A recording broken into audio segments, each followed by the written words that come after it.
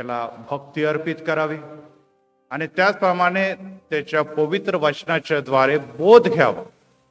तत्पश्चात आपण पुढे येऊन जे आपण मनाची अंतःकरणाची विशेष तयारी करून पुढे येतो, त्या विश्वासाने आपलं मस्तक त्या देवाच्या समोर नमवावं, ज्याद्वारे तेलाच्या स्पर्शाच्या द्वारे आशीर्वादाचं कार्य तुमच्या आणि माझ्या जीवनात व्हावं. आणि आज परमेश्वराच्या वचनातून मी जेव्हा बोलत आहोत तेव्हा वॉरियर वर्सेस वॉरियर या विषयावर मी बोलणार आहे. काल देखील माझ्या मंदिरात पहिला भाग दिला, आज सेकंड पार्ट इथे देत आहे. वॉरियर म्हणजे चिंता काळजी करणारे लोक, कष्टी लोक, हे वॉरियर लोक आहे. आणि वॉरियर म्हणजे युद्ध लढणारे योद्धा. आणि या दिवसामध्ये आपल्या भक्तिभावाने जेव्हा आपण उपवास समयामध्ये प्रवेश करत आहोत, तर आपल्यापैकी अनेक जण वरीड आहेत, अनेक जण डिप्रेशन मध्ये, अनेक जण भीतीने आणि भयाने ग्रस्त असे आहेत, ज्याला आपण वॉरियर म्हणतो. परंतु देवाला असे घाबरलेले, भयभीत, निराश, टेन्शन मध्ये दडपणाखालचे लोक जे आहे ते देवाच्या सेवेसाठी योग्य नाही. कारण की दडपण, भीती, निराशा ही सैतानापासून येते, हे दैहिकतेपासून येते. आमचा देव निश्चितच अनिश्वर आहे आणि त्याच्यापासून प्राप्त हे बळ जे होतं, ते सामर्थ्य जे होतं, ते देवाच्या राज्यात म्हणजे सार्वकालिक जीवनाकडे नेणारा असं होतं. त्यामुळे अनेक जण म्हणतात की पाळक साहेब, उपवास सुरू केलेला आहे, आम्ही प्रार्थना सुरू केलेली, परंतु जे काही मनातली भीती, जे मनातले दडपण, जे मनातली निराशा, ती काही जात नाही. नैसर्गिक आहे. भीती, दडपण, निराशा ह्या सर्व गोष्टी जे आहे एक मानवी शरीरामध्ये नैसर्गिक बाब आहे. कोणी देखील भ्यालं नाही असं जगात नाही. परंतु एक बाब आपल्याला लक्षात ठेवायला पाहिजे आणि त्याबद्दल वचन मी देत आहे. पहिले शमूएल 17 अध्याय 47 वचनामध्ये, परमेश्वर तलवारीने व भाल्याने विजय होतो असे नाही, कारण हे युद्ध परमेश्वराचे आहे आणि तो तुम्हाला आमच्या हाती देईल. शत्रूंची म्हणजे पलिष्ठींच्या समोर दावीद उभा आहे, समोर गल्लियात आणि त्याच्यासारखे मोठे जे राक्षसासारखे लोक आहे आणि त्यांच्या समोर हा कवळा मुलगा, तरुण मुलगा उभा राहतो आणि मोठ्या अधिकारवाण्याने, मोठ्या कॉन्फिडेंटली तो व्यक्ती म्हणतो, हा काही लढवय्या नाहीये, हा मेंढपाळ आहे. त्याच्या हातामध्ये तलवार, भाला किंवा ढाल पण नाहीये. त्याच्या हातामध्ये एक गोफण आहे आणि 5 गोटे आहे. आणि हा बघा केवढ्या निदळ छातीने चॅलेंज करत आहे. आणि चॅलेंज मध्ये त्याचं मुखातून निघणारे वचन आहे की तू तलवार घेऊन ये, तू भाले घेऊन ये, परंतु हे युद्ध परमेश्वराचे आहे आणि तो तुला, तुमच्या या सैन्याला आमच्या हाती देणार आहे. Praise the Lord. या जगामध्ये जे आपलं युद्ध चालू आहे ते आपल्याला न दिसणारी शक्ती, जगातले अधिपती, सर्व अंधकाराची शक्ती, याच्या विरोधात तुमचं आणि माझं युद्ध आहे. कारण की आपण उपवास करत आहोत, तो देवासाठी उपवास करतो. आणि आपण जे घाबरलेले, भयभीत आणि निराश लोक आहे ते कोणाच्याकडे चाललेले, ते सैतानाच्याकडे ओढले जाते. कारण की जेव्हा आपण चिंताक्रांत आणि भयग्रस्त होतो आणि येशू आपल्याला म्हणतो, अहो चिंताक्रांत आणि भयग्रस्त लोक, तुम्ही माझ्याकडे या, परंतु आपण जात नाही. आणि आपल्याला ती चिंता, आपलं भय, निराशा, डिप्रेशन, स्ट्रेस हे आवडतं किंवा आपण ह्याच्यामध्येच रमलेला असतो. कुठेतरी आपला विश्वास कमी पडतो आणि विश्वासाच्या कमतरतेमुळे मार्ग माहित आहे, आम्हाला मार्ग माहित आहे, तो येशू आहे, तरी देखील आम्ही त्या मार्गावर चालण्याचं धाडस करत नाही. पण तो दावीद हा मेंढपाळ उभा आहे त्या मार्गावर, जिथे पूर्ण मागे असलेलं इस्रायलचं सैन्य चालू इच्छित नाही, कारण की त्यांना दिसत ते गल्ल्यात उभा आहे. परंतु हा उभा आहे आणि तो म्हणतो, तलवार आणि भाले इथे कामी करणार नाही. कारण की आमचं सैन्य, आम्ही इस्रायली लोक देवाची लोक आहोत आणि आमच्यासाठी देव लढणार. आमच्यासाठी देव लढणार आणि लढत असताना आम्हाला देव जे काही आमच्या हातात देईल त्याने विजय करणार आहे. मोशेकडे जर आपण बघितलं तर परमेश्वर मोशेला म्हणतो तुझ्या हातामध्ये काय आहे. मोशे म्हणतो माझ्या हातात काठी आहे. नुसतं त्या खडकाला लाव पाणी बाहेर येईल. काठी आहे समुद्राला लाव दोन भाग होणार. काठीमध्ये काय? काहीच नाही. इथे आम्हाला दिसतं ह्याच्या हातामध्ये काय? गोफण आहे आणि गोटे आहे. समोरच्या हातामध्ये काय आहे? आपल्याला सर्वांना हत्यार आहे. परंतु शेवटी युद्ध हे परमेश्वराचं आहे. तुमच्या हातामध्ये काही जरी असो, काही कला असो नसो, शिक्षण असो नसो, तुम्ही जगिकरित्या कर्तृत्वान असो नसो, परंतु एक गोष्ट लक्षात ठेवा, जर तुम्ही वॉरियर आहात आणि ते देवाचे वॉरियर आहात तर वरीच नुसतं पळणार नाही, तर वरी निर्माण करणारा शैतान देखील पळणार. आणि हा विश्वास या दिवसामध्ये तुम्हाला आणि मला घेऊन पुढे चालायचा आहे. परत एक बार त्याच विषयाकडे येतो की अनेकदा लोक म्हणतात की पाळक साहेब खूपच प्रॉब्लेम येते, उपास ठेवला आम्हाला असं वाटलं की सगळं काही बदलल, उपास ठेवला म्हणजे आमचे जे काही नवस आम्ही ठेवलेले ते बदलताना दिसतील, परंतु उलटच काहीतरी घडताना दिसत आहे. आमच्या घरामध्ये पहिले थोडस हे होतं, आता आणखीन परिस्थिती कठीण झालेली. हो प्रियांनो, ही परीक्षा आहे. ही परीक्षा आहे आणि या परीक्षेतून तुम्हाला आणि मला जावं लागणार आहे. कारण की आपल्याला माहिती आहे उपास समयाचा शेवटला आठवडा काय म्हणून ओळखला जातो? दुःख सणाचा आठवडा. शेवटला आठवडा आहे दुःख सणाचा आठवडा. म्हणजे निश्चितच देवाला तुम्हाला आणि मला त्या दुःखातून नेणं आवडतं. मृत्यूशाहीच्या दरीतूनही जात असलो, हा दावीद म्हणतो 23, तरी मी अरिष्टाच भिणार नाही, कारण की तू माझ्या बरोबर आहे. तुझी आकडी आणि तुझी काठी मला धीर देतात. तुझी आकडी आणि तुझी काठी मला धीर देतात. म्हणजे परमेश्वर आम्हाला जाऊ देतो आणि गेला नाही तर आम्हाला अनुभव मिळणार तरी कसं की लढायचं कसं.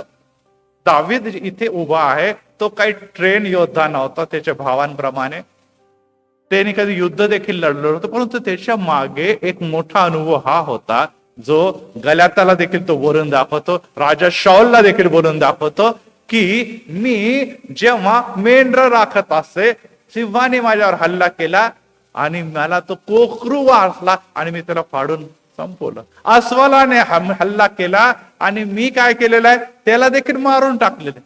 अरे हे कसं काय घडलेलं आहे? हे कसं घडलेलं आहे? ही ताकद आली कुठून?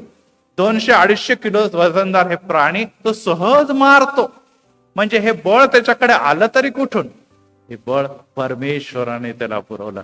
की यस, एवढी मोठी समस्या जरी आलेली आहे, 250-300 किलोची समस्या जरी आली आहे, परंतु मला ते 10-15 किलोचीच वाटणार आहे, कारण की मी परमेश्वराकडे बघत आहे, समस्येकडे नाही. आणि त्यामुळे हे युद्ध लढण्याचा हा अनुभव घेऊन तो शाऊलच्या समोर उभा राहिला आणि शाऊलाने त्याला गल्याताच्या समोर उभं केलं. आणि आता तो चॅलेंज म्हणतो की तू माझ्या देवाचा अपमान केलेला आहे, तू माझ्या लोकांना तुच्छ लेखलेला आहे, त्यामुळे आता मी तुझ्या मुंडकं तुझ्या धडापासून वेगळं करणार आहे. हो प्रियानो, हे कसं शक्य? हे फार महत्वाची गोष्ट आहे आणि तुम्हाला आणि मला ही जाणून घ्यायला पाहिजे की देव तुम्हाला जाऊ देतो. कारण की आज संकट लहान आहे, आज समस्या लहान आहे, आज चिंता आणि काळजी कदाचित लहान आहे, आपल्याला मोठे वाटतं कारण की आपण त्याला मोठे बनवत आहोत. परंतु येणाऱ्या दिवसामध्ये मोठ्या समस्या, मोठ्या चिंता यांच्याशी झगडायचं आहे, लढायचं आहे. कारण की लढल्या आणि झगडल्याशिवाय, युद्धामध्ये समोर गेल्याशिवाय तुम्ही सिंहासनावर बसू शकत नाही. जी बक्षीस देवाने तुमच्या आणि माझ्यासाठी आमच्या निर्मितीच्या अगोदर निवडून ठेवलेली आहे, तिथपर्यंत तुम्ही आणि मी पोहोचू शकणार नाही. कारण की आम्ही पराभूतच होत राहिलो. आम्ही लढायला घाबरत राहिलो आणि लढलोच नाही. आणि त्यामुळे प्रियांनो, समस्याला निश्चितच घाबरू नका, तर देवाकडे बघून त्या समस्येला, टेन्शनला, भीतीला पराभूत करा. आणि यासाठी लागतो विश्वास. आणि उपवास आणि प्रार्थनेच्या द्वारे काय होते? 2 गोष्टी होते. एक तर आम्ही लीन आणि नम्र होत आहोत, पहिली गोष्ट. आणि त्या लीन नम्रतेच्या द्वारे आमचा विश्वास वृद्धिंगत होते, की लीन आणि नम्रते धन्य, कारण की ते देवाला पाहतील, ते देवाला पाहतील. आणि ह्या दिवसामध्ये तुम्ही आणि मी लीन आणि नम्र होत असताना तुम्हाला आणि मला मोठी आशा आहे. दाविदाप्रमाणे माझ्याकडे काही नाहीये, शत्रू मोठे आहे, परंतु मी नम्र आहे आणि माझा विश्वास आहे की मी त्या जिवंत देवासाठी उपवास ठेवत आहे, जो सर्व शक्तिमान आहे आणि त्याच्यासाठी कोणतीही गोष्ट अशक्य नाही. आणि त्यामुळे तो तुम्हाला निश्चितच आपल्या पंखाखाली आश्रय देतो.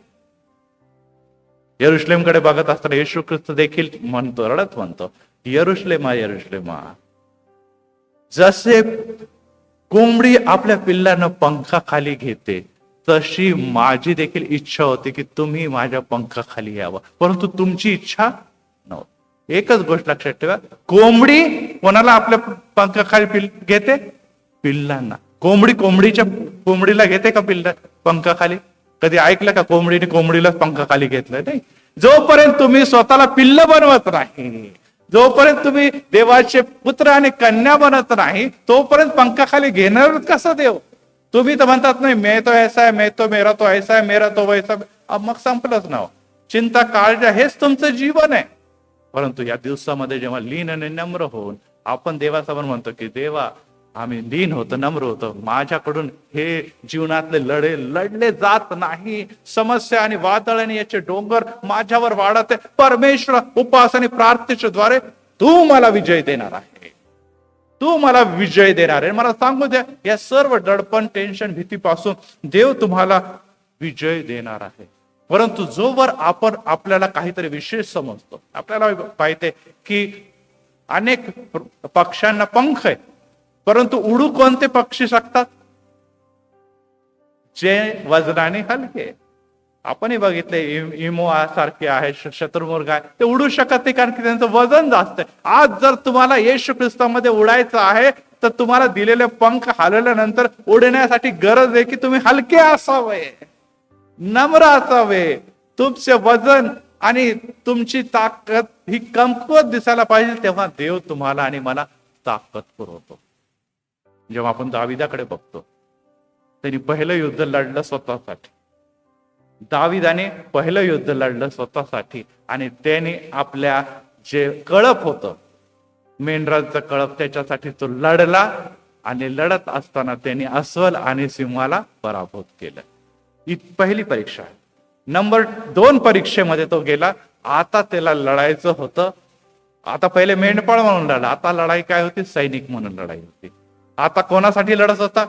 कळपासाठी नाही, राष्ट्रासाठी लढायला उभा राहिलेला तो, राष्ट्रासाठी उभा राहिलेला. आणि हा आता सैनिक नसताना देखील एक योद्धा म्हणून लढला आणि त्याने बलिष्ठी लोकांना पराभूत करून इस्रायली लोकांना विजय दिला. इथेच नाही थांबला.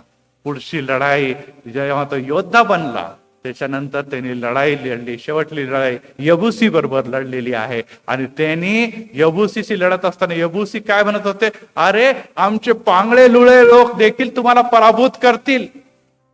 कारण की त्यांनी संपूर्ण कनान प्रदेश जिंकून घेतलेला होता, परंतु यरुशलेम अद्याप हाती आलं ना. तेव्हा परमेश्वर त्याला म्हणतो की ती माझी प्रिय भूमी आहे, त्या भूमीवर मी निवास करणार आहे, त्या मंदिरात तिथे मंदिराचं उभारणी करणार आहे. आणि तेच प्रांत मी कसं काय अपराजित राहू शकतं. आणि दावीद म्हणतो चला आपण लढूया. आणि त्यांनी सियोन, त्याचं नाव त्यावेळेस सियोन होतं, सियोन देखील जिंकलं.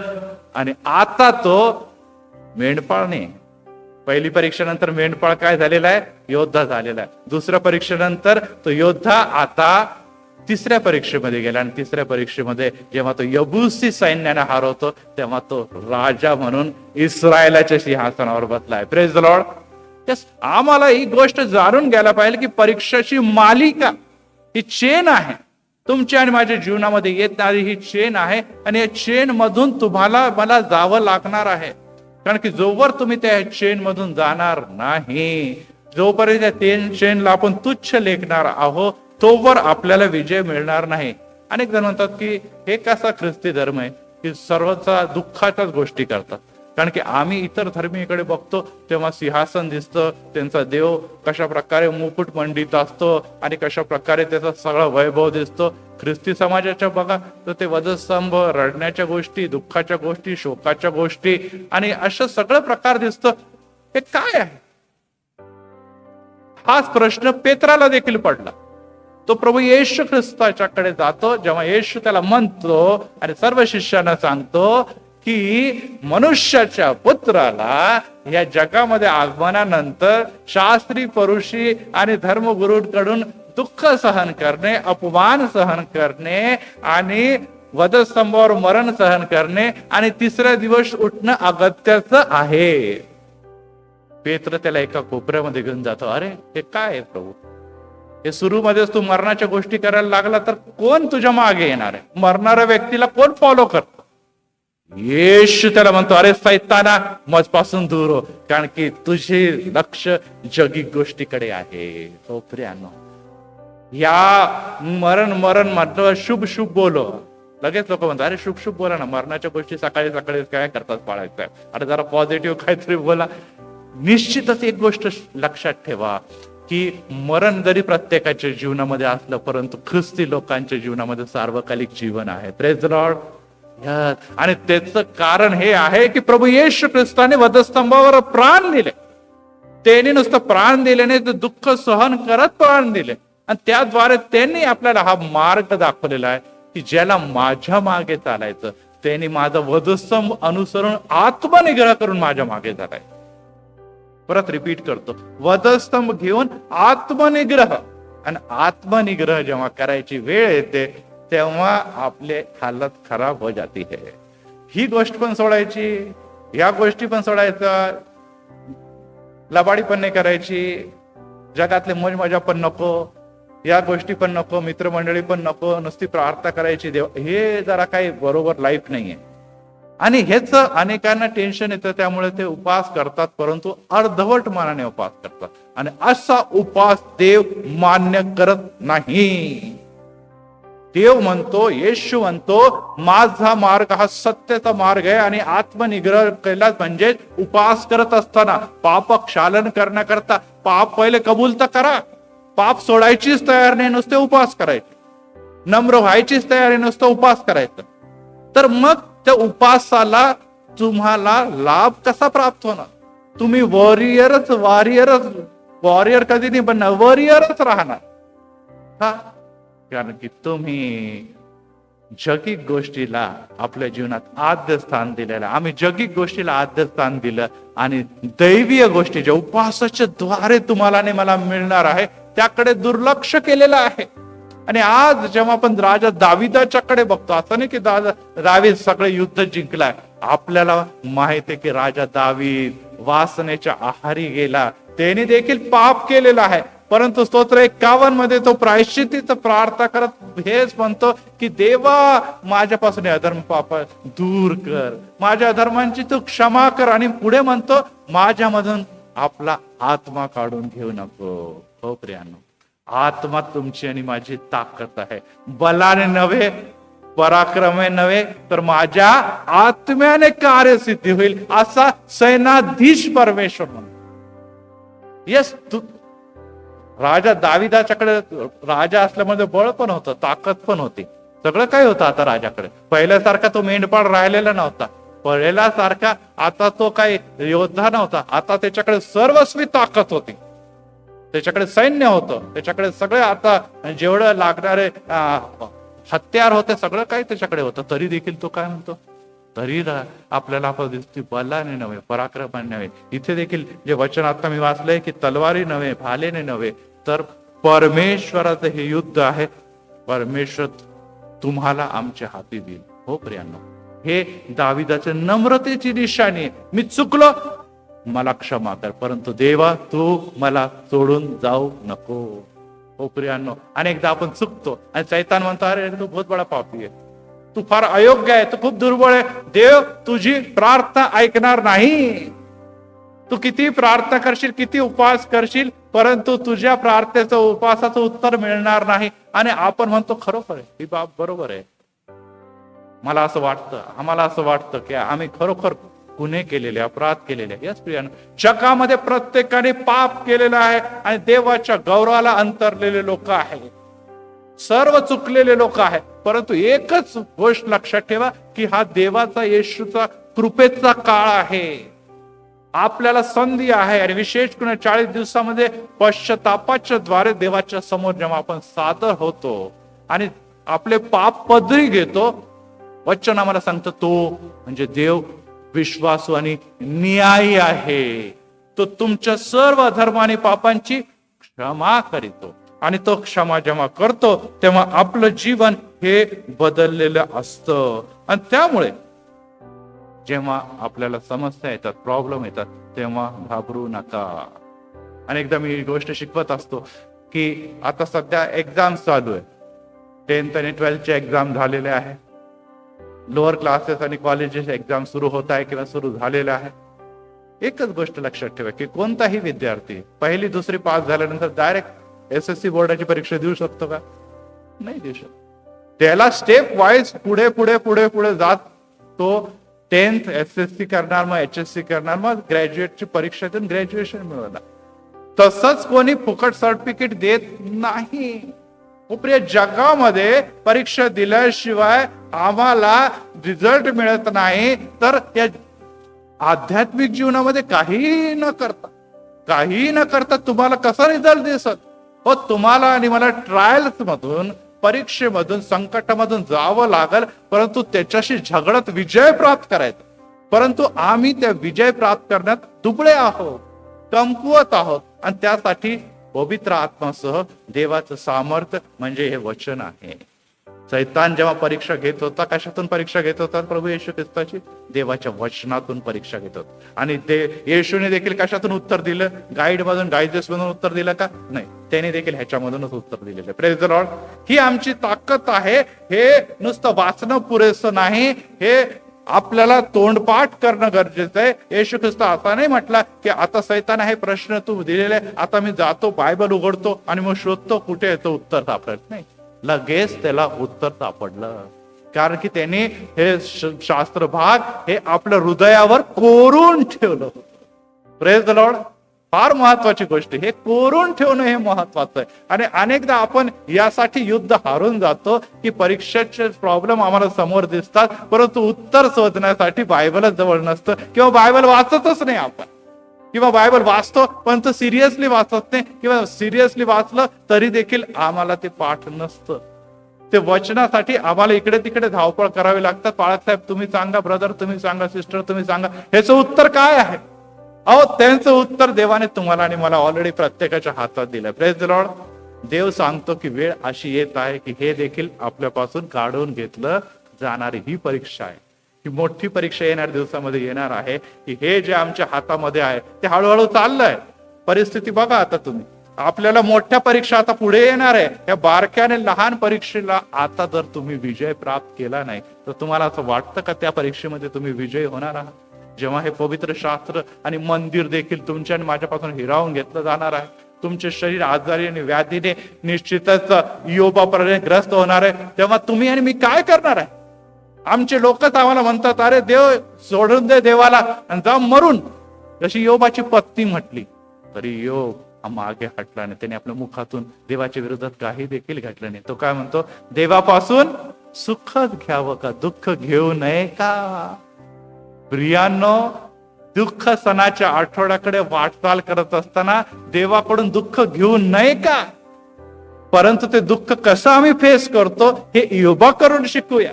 त्याने दुःख सहन करत असताना देखील देवाची वाद घातला असं वचन शिकवतं आम्हाला, परंतु तरी देखील देवाच्या विरोधात काही शब्द त्यांनी काढलेला नाही, कारण की त्याला विश्वास होता की या दुःखाच्या नंतर, या रात्रीच्या नंतर एक दिवस उगवणार आहे, तेव्हा माझा देव माझी परिस्थिती बदलून देणार आहे. आणि देव देखील विश्वसनीय आहे, त्याने त्याला दुप्पट दिलेला आहे. Praise the Lord.